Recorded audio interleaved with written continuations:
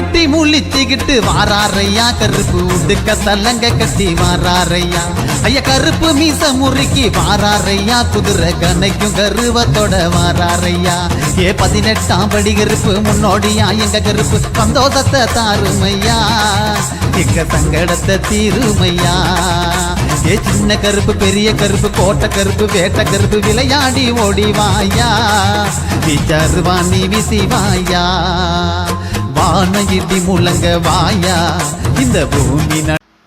Ayyanar creation YouTube channel நேயர்கள் அனைவருக்கும் வணக்கம். நம்மளோட சப்ஸ்கிரைபரில் ஒருத்தங்க கருப்பசாமி பந்தி முறையில் இருப்பவர்கள் யார் யார், அவர்களுக்கு படைக்கும் படையல் முறை என்ன அப்படின்னு கேட்டிருக்காங்க.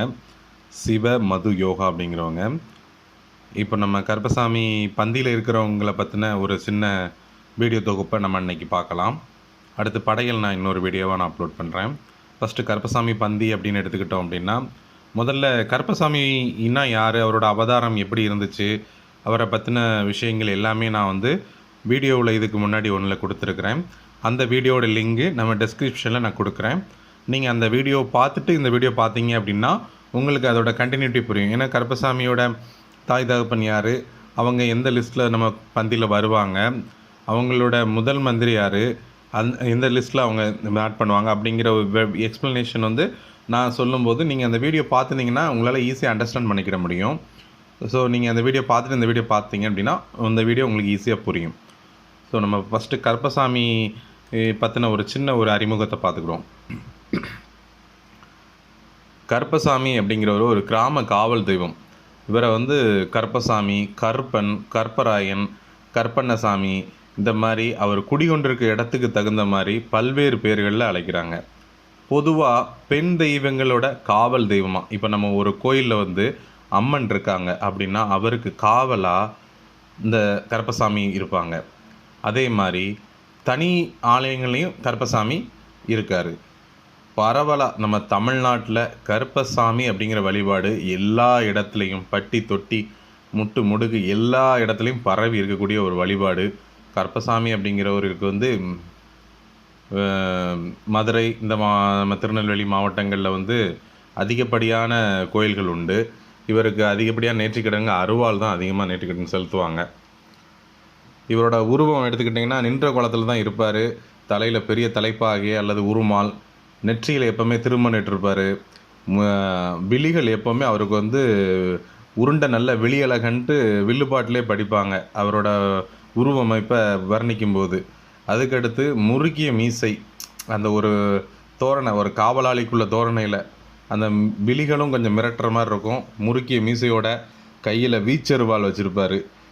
இன்னொரு கையில் கதை அல்லது குத்துக்கம்பு அல்லது வல்லைய கம்பு, அதாவது ஈட்டி மாதிரி இருக்கும் இல்லையா, அந்த இது வச்சுருப்பார். கீழே பெருமளவில் இடுப்பில் கச்சை எப்பவுமே கட்டியிருப்பார். நல்ல கம்பீரமாக ஒரு காட்சி கொடுக்கக்கூடிய ஒரு அற்புதமான ஒரு கடவுள். ஒரு சில இடங்களில் பார்த்தீங்க அப்படின்னா மலையாளிகளை போல் ஒரு பக்கம் சாய்ந்த கொண்டை போட்டு ஒரு சில இடங்களில் இவரை நம்ம பெருமாளோட ஒரு அவதாரமாகவே, அதாவது கிருஷ்ணரோட ஒப்பிட்டும் நிறைய இடங்களில் குறிப்பிட்ட இடங்களில் வழிபடுறாங்க. அது என்ன அப்படின்னு பார்த்தீங்க அப்படின்னா, இப்போ நம்ம கிருஷ்ணர் அவதாரத்தில் புல்லாங்குழல் வச்சு ஒரு இடையருக்குள்ளே ஒரு சிறுவனாக வளர்ந்து நிறைய லீலைகள் பண்ணியிருப்பார். அதே மாதிரி கிருஷ்ணரோட உருவ அமைப்பிலே வைரிச்செட்டிப்பாளையம் அன்ன காமாட்சியம்மன் கோயிலில் முத்து கற்பண்ணசாமி அவர் புல்லாங்குழலை வாசித்தவாறும் அதன் இசையில் புலிகள், மாடுகள், கன்றுகள் இதெல்லாம் மயங்கி இருப்பது போலவும் சன்னதி இருக்குது. சங்கிலி கருப்பசாமிங்கிறவர் மிகவும் உக்கிரம் கொண்டவராக, அவரை அடக்க பல்வேறு யாகங்கள், அந்த சங்கிலி கருப்பசாமி ரொம்ப உக்கிரம் கொண்டவராக இருக்கார். அவரை அடக்க பல்வேறு யாகங்கள் பலிகள்லாம் கொடுத்து சங்கிலியால் அதை பிணைத்து அவரை கட்டி நல்லா தடித்த சங்கிலியால் கட்டி வச்சுருக்கதாகவும் சொல்லப்படுது. அது மாதிரி விளை நிலங்களில் காவல் தெய்வமாக நாட்டுப்புற மக்கள் கருப்பனாரை வழிபடுகின்றனர். விளைநிலத்தில் ஒரு பகுதியில் மரத்தடியில் நடப்பட்ட கல்லை கூட கருப்பசாமி என்று ஆண்டுக்கு ஒரு முறை சேவலை பலியிடுவது வழக்கமாக உள்ளது. அப்படி நம்ம தமிழர்களோட பாரம்பரியத்தில் நம்ம கருப்பசாமிங்கிறவர் வாழ்க்கையோட ஒற்றி அவரோட வழிபாடு நம்ம தமிழ் மக்கள் பின்பற்றுறாங்க. ஸோ இப்போ நம்ம இவ்வளோ நேரம் கருப்பரை பற்றின ஒரு சின்ன அறிமுகத்தை பார்த்தோம். இதை விட டீட்டெயிலாக தெரியணும்னா நம்ம வீடியோட டிஸ்கிரிப்ஷனில் லிங்க் கொடுத்துருக்கேன், அந்த லிங்கை கிளிக் பண்ணி பாருங்கள். அவரோட பிறப்பு, அவரோட அவதார நோக்கம், என்னென்ன மாதிரி பவர்ஃபுல்லான தெய்வம் அப்படிங்கிறது உங்களுக்கு தெரிய வரும். இப்போ நம்ம கருப்பசாமி பந்தி அப்படிங்கிறத பார்ப்போம். இப்போ நான் ஏற்கனவே ஐயனார் பந்தியில் சொல்லியிருக்கேன், ஒரு பந்தி தெய்வம் அப்படிங்கிற வழிபாட்டை வந்து நம்ம ஒரு அரச சபையை வச்சு நிர்ணயிக்கலாம். இப்போ ஒரு அரச சபையில் வந்து அரசர் இருப்பார், அவருக்கு கீழே வந்து முதல் மந்திரி இருப்பாங்க, அடுத்து அவருக்கு ஆலோசனைகள் சொல்கிறதுக்கு ராஜமாதா இருப்பாங்க, ராஜமாதா அல்லது குல மூதாதையர்கள் அந்த மாதிரி இருப்பாங்க, அதே மாதிரி படைத்தளபதிகள் இருப்பாங்க. ஸோ இதை வச்சு தான் நம்ம வந்து 21 பந்தி 61 சேனை தெய்வங்களை வந்து வழிபடுத்துகிறோம், வரிசைப்படுத்துகிறோம். இப்போ ராஜா அப்படிங்கிறது வந்து கருப்பசாமி அப்படின்னு பார்த்தீங்க அப்படின்னா, முதல் மந்திரி ஸ்தானத்துலேயும் ராஜமாதா ஸ்தானத்துலேயும் படைத்தலைவர்கள் ஸ்தானத்துலேயும் நம்ம வந்து பந்தி தெய்வங்களை பிரிக்கணும். இப்போ முதல் மந்திரி இதில் வந்து பேச்சியம்மன் பெரியாச்சி அல்லது ராக்காச்சி, சீலைக்காரி, இசக்கியம்மன், காளியம்மன், இந்த 5 தெய்வங்களும் முதல் மந்திரி ஸ்தானத்துக்கு வரும் கருப்பசாமி பந்தியில். அதே மாதிரி ராஜமாதா அப்படிங்கிறது வந்து ராமர், சீதா, வீரபத்ரர், சண்டி, ஐயனார், பூரண புஷ்கலை, இந்த 3 தெய்வங்களும் இதில் வருவாங்க ராஜமாதா இதில்.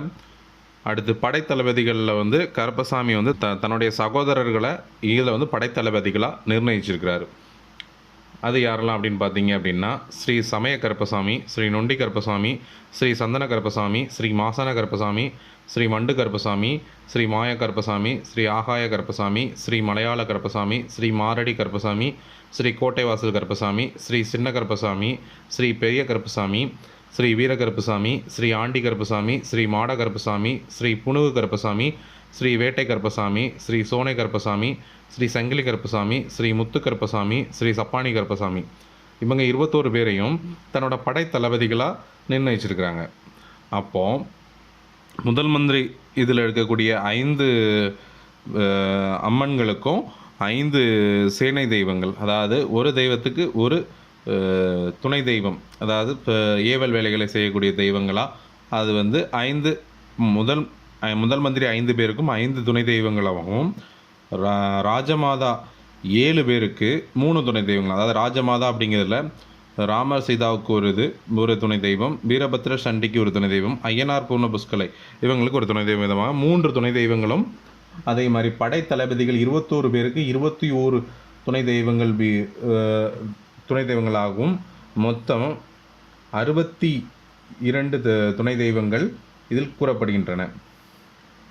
அதுபோக நம்முடைய தலைவரான, அதாவது ராஜாவான கருப்பசாமியும் சேர்த்து 63 சேனை தெய்வங்களாக குறிப்பிடப்படுகிறது. இப்போ கருப்பசாமி பந்தியில் வரக்கூடியதில் வந்து 21 பந்தி தெய்வங்களும் 63 சேனை தெய்வங்களும் அவர்களுடைய பெயர்களை நான் குறிப்பிட்டுள்ளேன். இதில் பந்தி தெய்வங்களும் சேனை தெய்வங்களும் அந்தந்த இடம் ஊருக்கு தகுந்த மாறுபடும். அதை வந்து நம்ம இந்த தெய்வங்கள் தான் இதில் வரும் அப்படிங்க சொல்ல முடியாது.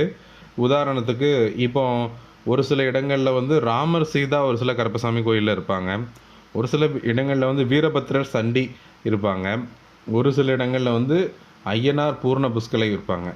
இது எப்படி மாறுபடும்னா, ராம அவதாரத்தில் நிகழ்ந்த ஒரு கருப்பசாமி அவதாரமும் இருக்குது, இதே நேரத்தில் வீரபத்ரர், சண்டிக்கும் பிறந்த ஒரு கருப்பசாமி இருக்காங்க.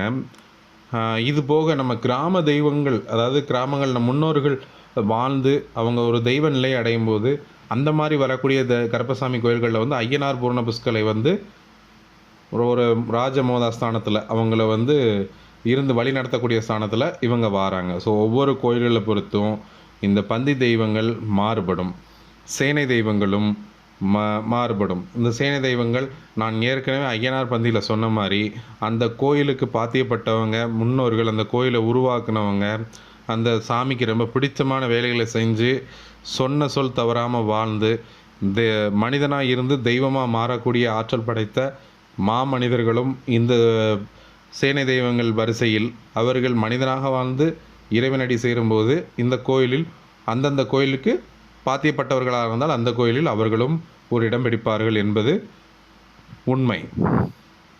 ஸோ இவரோட சேனை தெய்வங்களும் பந்தி தெய்வங்களும் இடத்துக்கு பொறுத்து மாறுபடும். ஒரு கோயிலை பொறுத்து அந்த கோயில்களோட சேனை தெய்வம், பந்தி தெய்வத்தை வகைப்படுத்தி இருக்கிறோம். இதை நான் உங்கள் பார்வைக்காக விட்டிருக்கிறேன். இது இப்போதைக்கு கருப்பசாமி பந்தியை பற்றி பார்த்தாச்சு. இவரோட படையல் முறைகளை பற்றி அடுத்த வீடியோவில் தெரியப்படுத்துகிறோம். இதுபோல் தொடர்ந்து நம்மளோட சேனலுக்கு ஆதரவு தாங்க. மிக்க நன்றி.